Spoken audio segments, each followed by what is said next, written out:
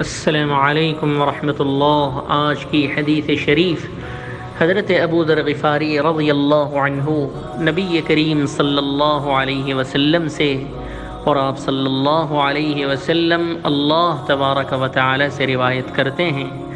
کہ اللہ رب العزت فرماتے ہیں، اے میرے بندو، تمہارے اندر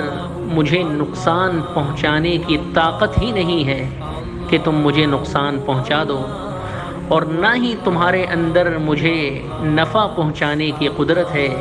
کہ تم مجھے نفع پہنچا سکو۔ اے میرے بندو، اگر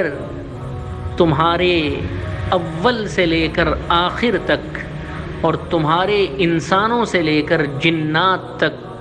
سب کے سب تم میں سے کسی ایک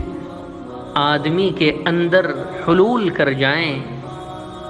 اور وہ آدمی سب کے سب کا تقوی اپنے اندر لے لے، یعنی اتنا بڑا متقی ہو